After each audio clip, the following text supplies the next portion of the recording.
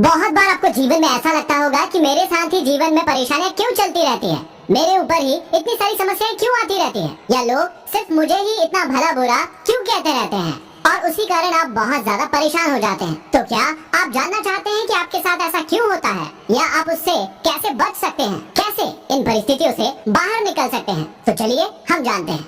एक बार एक लड़के को ऐसा ही लगने लगा कि मेरे साथ ही ये दुनिया ऐसा क्यों करती है, मुझे ही ताने क्यों मारती है, मुझ में ही समस्याएं और गलतियां क्यों निकालती है। तो वो अपने गुरुजी के पास गया इस समस्या का समाधान मांगने के लिए। गुरुजी से कहा कि गुरुजी, मैं तो बड़ा परेशान हो गया हूँ, जितने भी लोग मुझे मिलते हैं वो मेरी ही गलतियाँ निकालते रहते हैं, मेरी ही बुराइयां करते रहते हैं, मेरे बारे में ही भली और बुरी बातें करते रहते हैं।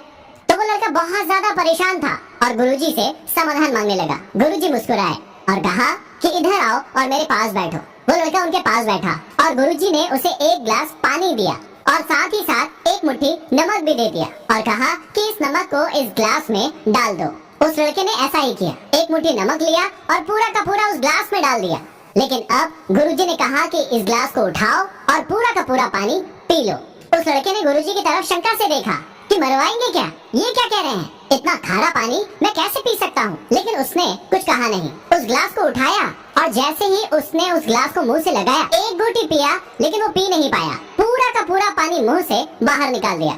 उस लड़के ने बहुत ही गंदा सा मुंह बनाते हुए गुरुजी की तरफ देखा कि ये गुरुजी ने क्या कर दिया, लेकिन गुरुजी ने एक शब्द भी नहीं कहा। गुरुजी ने कहा कि उठो और मेरे साथ झरने की ओर चलो। लड़का बात मान गया, वो उठा और गुरुजी के साथ झरने की ओर चल पड़ा। वो दोनों झरने के पास पहुंच गए। अब गुरुजी ने फिर से उस लड़के को एक मुट्ठी में नमक दिया और कहा कि इस नमक को झरने में डाल दो। उस लड़के ने एक मुट्ठी नमक लिया और झरने में डाल दिया। गुरुजी ने कहा कि अब तुम इसका पानी पियो।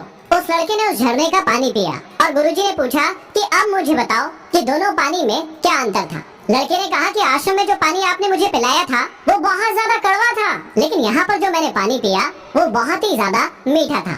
गुरुजी ने समझाया कि बस यही बात तुम्हें अपने जीवन में समझनी होगी कि नमक एक मुट्ठी ही है।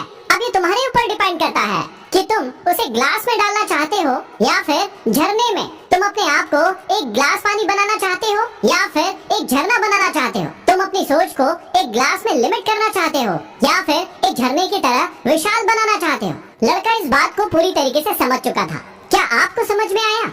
कई बार हम सभी अपने जीवन में बहुत ही लिमिटेड सोच रखकर और पॉजिटिव अप्रोच ना रखकर अपने जीवन को बहुत ही ज्यादा लिमिटेड बनाने लगते हैं। हमें हर व्यक्ति में बुराई नजर आती है, हर व्यक्ति में कमजोरी नजर आती है, और यदि कोई व्यक्ति हमारी भलाई के लिए भी थोड़ा कुछ कह देता है तो हमें वो व्यक्ति नेगेटिव नजर आता है। हमें लगता है कि पूरी की पूरी दुनिया सिर्फ हमारे ही पीछे पड़ी हुई है, सिर्फ हमारी ही बुराई कर रही है, जबकि ऐसा बिल्कुल भी नहीं है।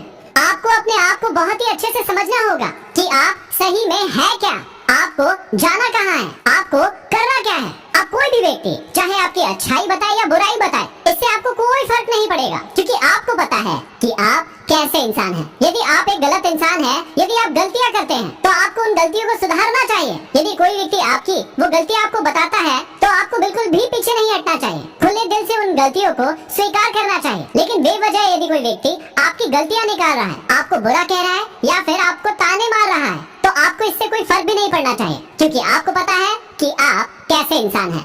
तो अगली बार यदि आपको कोई व्यक्ति बुरा कहता है, ताना मारता है या फिर आपकी बुराइयां गिनाता है, तो बिल्कुल इस वीडियो को फिर से देखिएगा और सोचिएगा कि वो सिर्फ एक मुट्ठी नमक है। आपको उसे ग्लास में डालना है या फिर झरने में डालना है, ये आप पर निर्भर करता है।